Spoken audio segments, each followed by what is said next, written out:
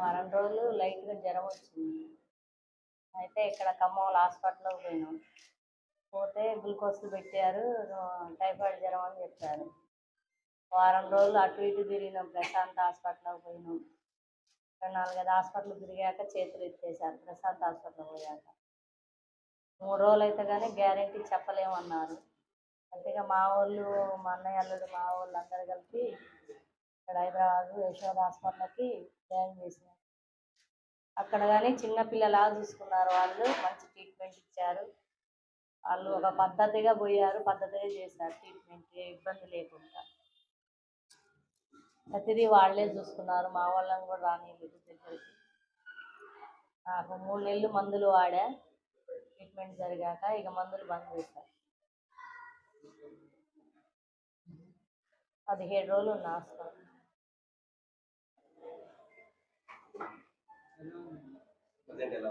ఇప్పుడు ఏం ప్రాబ్లం లేదు నాకు. మందులు కూడా సంవత్సరం అయింది నేను వెళ్ళి. సంవత్సరం దాటింది.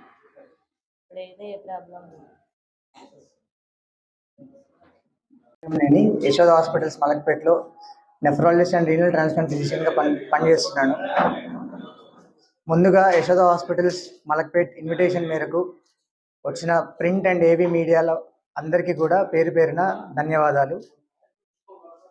ఈరోజు ముఖ్య కారణం, ప్రెస్ మీట్ పెట్టడానికి ముఖ్య కారణం వచ్చేసి ఒక క్లిష్టమైన కేసు ఎలా ట్రీట్ చేశాము, ఎలా రికవర్ అయింది, అసలు ఎంత సీరియస్ ఉండే, ఏమేం చేస్తే రికవర్ అయింది గురించి మాట్లాడడానికి వచ్చాను నేను. నా పేషెంట్ వచ్చేసి 50 ఏళ్ళ మహిళ, పేరు మంగమ్మ. తనకి షుగర్ బీపీ తప్ప మిగతా ఎటువంటి ప్రాబ్లమ్స్ లేవు.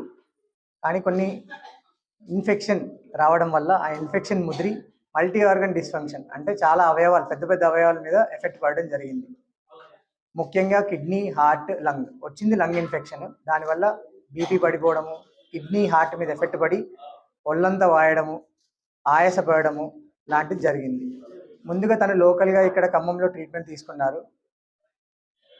లోకల్గా యాంటీబయాటిక్స్, అప్రోప్రియేట్ యాంటీబయాటిక్సే పెట్టారు. కాకపోతే పెద్ద వయసు, షుగర్ బీపీ ఉండడం వల్ల వాళ్ళకి కొంచెం ఇమ్యూనిటీ, అంటే రోగనిరోధక శక్తి తక్కువ ఉండడం వల్ల ఎలాంటి చిన్న ఇన్ఫెక్షన్స్ వచ్చినా కూడా అవి ఫాస్ట్గా స్ప్రెడ్ అవ్వడము, బీపీ పడిపోవడము, పెద్ద పెద్ద అవయవాల మీద ఎఫెక్ట్ పడడం లాంటివి జరుగుతుంటుంది. ఇది సాధారణంగా చూసేది.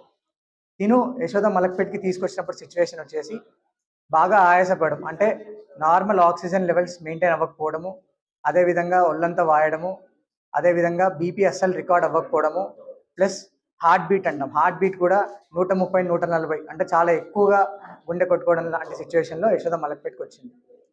ఆ సిచ్యువేషన్లో ఇమ్మీడియట్గా మనం బ్లడ్ టెస్ట్ కానీ అవసరమైన టెస్టులన్నీ చేసి చూస్తే ఇన్ఫెక్షన్ తీవ్రత చాలా ఎక్కువ ఉండి కిడ్నీ పనితీరు అనేది కంప్లీట్గా తగ్గిపోవడం జరిగింది. క్రియాటినిన్ అనేది 7 పైన ఉండడము, మూత్రం అస్సలు రాకపోవడము, బీపీ పెరగడానికి మెడిసిన్స్ పెట్టినా కూడా బీపీ వెంటనే ఇంప్రూవ్ అవ్వకపోవడము, ఈవెన్ సెలైన్ లాంటివి ఇచ్చినా కూడా బీపీ ఇంప్రూవ్ అవ్వకపోవడం లాంటివి జరిగింది. సో ఎమర్జెన్సీగా ఐసీయూలో అడ్మిట్ చేసి వెంటిలేటర్ సపోర్ట్, అంటే లోపలికి ట్యూబ్ వేయకపోయినా కూడా బయట నుండి కొంచెం వెంటిలేటర్ సపోర్ట్ ఇచ్చి ఇమ్మీడియట్గా యాంటీబయాటిక్ స్టార్ట్ చేసాం. అయినా కూడా ఒక 3-4 గంటల్లో మూత్రం అస్సలు కొంచెం కూడా మూత్రం రాకపోవడము, ఆయాసం తగ్గకపోవడంతో ఇమ్మీడియట్గా డయాలసిస్ చేయాల్సిన అవసరం పడింది. వీళ్ళలో బీపీ తక్కువ ఉన్న వాళ్ళలో సాధారణంగా రెగ్యులర్గా మన కిడ్నీ ఫెయిల్యూర్ అయిన పేషెంట్స్కి చేసే డయాలసిస్ చేయలేం. ఎందుకంటే ఆ బీపీ నార్మల్గా ఉంటేనే ఆ డయాలసిస్ చేయగలం. ఎందుకంటే ఆ డయాలసిస్ ప్రక్రియలో బీపీ ఫర్దర్గా పడిపోతుంది అనమాట. సో బీపీ లేని వాళ్ళకి చిన్న మెషిన్స్ మీద, రెగ్యులర్గా వాడే మెషిన్స్ మీద డయాలసిస్ చేయలేం. సో తనకి వెంటనే సిఆర్ఆర్టీ, అంటే కంటిన్యూస్ రీనల్ రీప్లేస్మెంట్ థెరపీ, 24 గంటల ప్రక్రియ, 24 నుండి 48 గంటల ప్రక్రియ, అది వెంటనే చెప్పడం జరిగింది. అదేవిధంగా ఏదైతే బ్యాక్టీరియా కానీ మన ఇన్ఫెక్షన్ తీవ్రతను తగ్గించడానికి ఆక్సైరీస్ అనే ఒక అధునాతన ఫిల్టర్ గురించి కూడా వాళ్ళకి ఎక్స్ప్లెయిన్ చేయడం జరిగింది. వెంటనే వాళ్ళ కుటుంబ సభ్యులు అర్థం చేసుకొని, తీవ్రతను అర్థం చేసుకొని, దానికి వెంటనే ఫైనాన్షియల్గా కానీ పేషెంట్ కండిషన్ బెటర్ అవ్వడానికి మీరు ఏమన్నా చేయొచ్చు అనేది హామీ ఇచ్చారు. సో వెంటనే తనకి సిఆర్ఆర్టీ, అది ఆక్సైరీస్ ఫిల్టర్ పెట్టి ఇనిషియేట్ చేయడం జరిగింది. అదృష్టవశాత్తు ఆ 24 గంటలు ఒక్క ప్రక్రియలోనే పేషెంట్ బీపీ ఇంప్రూవ్ అయింది, కిడ్నీ స్టేటస్ ఇంప్రూవ్ అయింది. చేసిన 2వ రోజు నుండి ఆ 24 గంటలు అయిపోగానే పేషెంట్ మూత్రం రావడం స్టార్ట్ అయింది. అదేవిధంగా ఆయాసం కూడా తగ్గింది. కానీ ఈ ఇన్ఫెక్షన్ అనేది వెంటనే తగ్గదు కాబట్టి ఒక 5 నుండి 7 రోజులు మినిమం టైం పడుతుంది కాబట్టి ఫస్ట్ 3-4 రోజులు ఐసీయూలోనే ఉంది పేషెంట్. అదేవిధంగా హార్ట్ మీద కూడా ఎఫెక్ట్ పడింది కాబట్టి వెంటనే కార్డియాలజిస్ట్ కానీ, లంగ్ ఇన్ఫెక్షన్ గురించి పల్మనాలజిస్ట్ కానీ, జనరల్ ఫిజిషియన్ కానీ ఇన్వాల్వ్ చేయడం జరిగింది. అదేవిధంగా ఐసీయూలో ఉంది కాబట్టి క్రిటికల్ కేర్ టీమ్ అందరం కూడా ఒక టీమ్గా ఫామ్ అయ్యి పేషెంట్ని ఫుల్గా ట్రీట్ చేయడం జరిగింది. పేషెంట్కి ఆ ఒక డయాలసిస్ తర్వాత బీపీ ఇంప్రూవ్ అయింది. సో అది కాస్ట్లీ డయాలసిస్ కాబట్టి మళ్ళీ ఆ డయాలసిస్ చేయడం కొంచెం ఫైనాన్షియల్గా కూడా చూసుకోవాలి కాబట్టి మొత్తం 3 సెషన్లు డయాలసిస్ చేయడం జరిగింది. మిగతా 2 సెషన్స్ నార్మల్ డయాలసిస్ చేశాం. దాన్ని నార్మల్ మెషిన్ మీద చేసే సస్టైన్ డయాలసిస్ అంటాం అనమాట. సాధారణంగా 3 నుండి 4 గంటలు చేసే డయాలసిస్ తనకి 8 నుండి 12 గంటలు చేయాల్సి వచ్చింది. 3 డయాలసిస్ బ్యాక్ టు బ్యాక్ అంటే 3 రోజుల్లో 3 డయాలసిస్ చేసిన తర్వాత పేషెంట్ ఇంప్రూవ్ అవ్వడం జరిగింది. పేషెంట్ యూరిన్ వచ్చింది, క్రమేణా ఇన్ఫెక్షన్ తగ్గింది. అన్ని అవయవాలు కూడా ఒకదాని తర్వాత ఒకటి కంప్లీట్గా రికవర్ అయిపోయినాయి. డిశ్చార్జ్ చేసేటప్పటికి వచ్చినప్పుడు క్రియాటిన్ 8 ఉంటే డిశ్చార్జ్ చేసేటప్పటికి క్రియాటిన్ 2తో డిశ్చార్జ్ అయింది. అది కూడా రోజుకి లీటర్ పైన మూత్రం వచ్చేలాగా డిశ్చార్జ్ చేశాం. దాని తర్వాత తను రెగ్యులర్గా మాత్రం ఫాలోఅప్లో ఉంది. ఇప్పటికి కూడా క్రియాటిన్ నార్మల్ అయిపోయింది. జస్ట్ ఇప్పుడు ఆమె షుగర్కి కానీ బీపీకి కానీ మెడిసిన్స్ మాత్రమే వాడుతున్నారు. మిగతా అవయవాలన్నీ కూడా రికవర్ అయ్యాయి. ఈ కేసు ఇక్కడికి ఇంత దూరం వచ్చి చెప్పాల్సిన ముఖ్య ఉద్దేశం వచ్చేసి ఇన్ఫెక్షన్ తీవ్రత అనేది మనం వెంటనే చెప్పలేం. కొంతమందిలో ఈ 24 గంటల్లోనే ఇన్ఫెక్షన్ అంతా బాడీ అంతా స్ప్రెడ్ అయిపోయి బీపీ పడిపోవడము, అవయవాల మీద ఎఫెక్ట్ పడడము, వెంటనే చనిపోవడం లాంటివి జరుగుతుంటుంది అన్నమాట.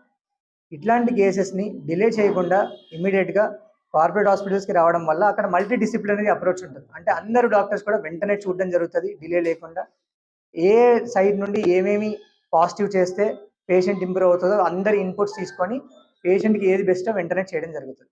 అదే కాకుండా ఈ అధునాతన డయాలసిస్ మెషిన్స్ అంటే సిఆర్ఆర్టీ మెషిన్స్ కానీ, ఈ అధునాతన ఫిల్టర్స్ ఆక్సిలరీస్ ఫిల్టర్స్ లాంటివి కానీ ఇవి అవైలబిలిటీ వెంటనే ఉండడం వల్ల పేషెంట్ వల్ల కుటుంబ సభ్యులు మీరు ప్రొసీడ్ అవ్వచ్చు అని చెప్పిన వెంటనే మాకు హాఫ్ అన్ అవర్ నుండి గంట లోపలనే ఇవన్నీ కూడా స్టార్ట్ చేయడం జరుగుతుంది.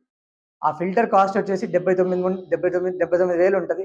సో దాని గురించి మళ్ళీ ఒకసారి పేషెంట్ వాళ్ళు చెప్పిన తర్వాత మళ్ళీ అది అరేంజ్ చేయడానికి టైం ఇవన్నీ కాకుండా అక్కడ రెడీగా అవైలబుల్ ఉంటాయి కాబట్టి మాకు వెంటనే చేయడం చాలా ఈజీ అవుతుంది. పేషెంట్ రికవరీ కూడా ఫాస్ట్గా ఉంటుంది అనమాట. అదే కాకుండా రోజు కంపల్సరీ కార్డియాలజిస్ట్ కానీ, పల్మనాలజిస్ట్ కానీ, క్రిటికల్ కేర్ టీమ్ కానీ వాళ్ళు 24 గంటలు కూడా వాళ్ళ సేవలు, వాళ్ళ హెల్ప్ తీసుకొని ఇంకేమి చేయొచ్చు పేషెంట్ ఇంప్రూవ్ అవ్వడానికి, పేషెంట్ సర్వైవ్ అవ్వడానికి లాంటి ఇన్పుట్స్ తీసుకొని ఇమ్మీడియట్గా అలాంటివి చేయడం వల్ల రికవరీ ఫాస్ట్ అవుతుంది. ఎక్కువ రోజులు హాస్పిటల్ అవసరం పడదు. ప్లస్ చనిపోయే ప్రమాదం ఉన్న పేషెంట్స్ కూడా even at the wedge of death లాంటి పేషెంట్స్ని కూడా రికవర్ అయిన వాళ్ళు చాలామంది ఉంటారనమాట. ముఖ్యంగా ఎవరు ఇలాంటి జాగ్రత్తలు తీసుకోవాలంటే 24 గంటల్లోనే ఇన్ఫెక్షన్ అంటే జ్వరం స్టార్ట్ అయిన 24 నుండి 48 గంటల్లోనే ఆయాసం లాంటిది కానీ, లేదా గుండె దడదడ లాంటిది కానీ, మూత్రం తక్కువడం లాంటిది కానీ, వాపులు రావడం లాంటిది కానీ ఇలాంటివి ఏమన్నా ఉంటే కనుక సివియారిటీని వెంటనే వాళ్ళు కానీ వాళ్ళ కుటుంబ సభ్యులు కానీ గుర్తించి వెంటనే మల్టీ స్పెషాలిటీ హాస్పిటల్స్కి షిఫ్ట్ చేసుకోవడం, ఎక్కడైతే ఇలాంటి మెషిన్స్ అధునాతన మెషిన్స్ అన్నీ అవైలబుల్ ఉంటాయో అక్కడికి షిఫ్ట్ చేసుకోవడం వల్ల ట్రీట్మెంట్ అనేది ఈజీ అవుతుంది. సర్వైవల్ ఛాన్సెస్ కూడా చాలా ఎక్కువ ఉంటాయి అన్నమాట. లేకపోతే ఒకవేళ కొంతమందికి ఏమవుతుందంటే కిడ్నీ ప్రాబ్లం కొన్నిసార్లు రికవర్ అవ్వకుండా వాళ్ళు లాంగ్ టర్మ్ డయాలసిస్ అంటే జీవితాంతం డయాలసిస్ మీదకి వెళ్ళిపోవడం లాంటిది కూడా జరుగుతుంటుంది అనమాట. ఊపిరితిత్తులు కిడ్నీ ఇన్వాల్వ్ అవ్వడానికి అంటే ఆ రెండు డ్యామేజ్ అవ్వడానికి చిన్న రక్తనాళాలలో వాతం అంటాం, యాంకావాస్కులైటిస్ అంటాం. అట్లాంటి ప్రాబ్లమ్స్ వల్ల కూడా ఒకటేసారి ఊపిరితిత్తులు కానీ కిడ్నీలు కానీ ఇన్వాల్వ్ అవ్వడం జరుగుతుంది. వీళ్ళు సరిగ్గా గుర్తుపట్టకపోతే వారం 10 రోజుల్లోనే చనిపోతారు అన్నమాట, సరిగ్గా గుర్తుపట్టి ట్రీట్మెంట్ చేసుకుంటారు. సో ఇప్పుడు ఎక్కడైతే అన్ని టెస్టులు అవైలబుల్ ఉంటాయో ప్లస్ టెస్ట్ల టర్న్ ఓవర్ టైం అంటే పంపించిన వెంటనే 24 గంటల లోపల రిపోర్ట్స్ వస్తాయో అలాంటి చోటు ఉండడం వల్ల ఏంటంటే అట్లాంటి ఇన్వెస్టిగేషన్స్ కూడా చేయడం జరుగుతుంది. అట్లాంటిది ఏమైనా ప్రాబ్లం ఉంటే ట్రీట్మెంట్ మారిపోతుంది. ప్లాస్మా ఎక్స్చేంజ్ చేయడం లాంటివి లేదా పెద్ద మందులు ఇమ్యూనో సప్రెసెంట్స్ అంటాం, అట్లాంటి మందులు ఇవ్వడం లాంటివి అవసరం పడుతుంది అనమాట. దీనికి అలాంటి టెస్టులు కూడా చేశాము. అవన్నీ నెగిటివ్ రావడంతో కేవలం ఇన్ఫెక్షన్ వల్లనే ఇవన్నీ ఎఫెక్ట్ అయ్యాయని నిర్ధారించి వెంటనే ఆ ప్రక్రియలో ట్రీట్మెంట్ జరిగింది. ఒకవేళ అవి అవైలబుల్ లేకుండా అది గుర్తుపట్టకపోతే కేవలం మనం ఇన్ఫెక్షన్ మాత్రమే ట్రీట్మెంట్ చేసుకుంటే ఎప్పటికీ రికవర్ అయ్యేది కాదు, లాంగ్ టర్మ్గా డయాలసిస్కి వెళ్ళేది. ఒక్కొక్కసారి వీళ్ళలో చెప్పాను కదా, మనం గుర్తుపట్టకపోతే 50-60% మోర్టాలిటీ ఉంటుంది అన్నమాట. ఈ యాంకావాస్కులైటిస్ అంత సివియర్ వ్యాధి. సో వాటిని గుర్తుపట్టడం అనేది చాలా చాలా ఇంపార్టెంట్. అది ముఖ్యంగా ఈ వయసులో 50 నుండి 70 ఏళ్ళ వయసులో ఉన్న వాళ్ళకి వస్తుంది. అది కూడా ఫీమేల్స్లో ఎక్కువ వస్తుంది అన్నమాట. నేను ఆ ఏజ్లో ఉంది కాబట్టి వచ్చిన వెంటనే ఆ టెస్ట్ కూడా పంపించడం జరిగింది. 24 గంటల్లోనే మనకి రిపోర్ట్స్ వచ్చాయి. అవన్నీ నెగిటివ్ అవ్వడంతో ఇన్ఫెక్షన్కి సంబంధించిన నిర్ధారించి ఆ ప్రక్రియలో ట్రీట్మెంట్ చేయడం వల్ల తను ఫాస్ట్గా రికవర్ అయింది. ఒకవేళ అట్లాంటి బయటపడ్డ కేసెస్ కూడా చాలా ఉంటాయి మా దగ్గర. వాటికి ప్లాస్మా ఎక్స్చేంజ్, ఇమ్యూనోసప్రెసెన్స్ అని పెద్ద పెద్ద ప్లాస్మా ఎక్స్చేంజ్ అంటే బాడీలో ఉన్న ప్లాస్మా తీసేసి కొత్త ప్లాస్మా ఎక్కించాం అండ్ ఇమ్యూనోసప్రెసెన్స్ పెట్టి వాళ్ళకి లాంగ్ టర్మ్ ట్రీట్మెంట్, వాళ్ళు కూడా రికవర్ అవుతారు. కాబట్టి గుర్తుపట్టడం అనేది చాలా ఇంపార్టెంట్ అనమాట. అది మైండ్లో ఉండి అలాంటి టెస్ట్లన్నీ అవైలబుల్ ఉన్న హాస్పిటల్స్కి వెళ్తే అడ్వాంటేజ్ అనేది డెఫినెట్గా ఉంది.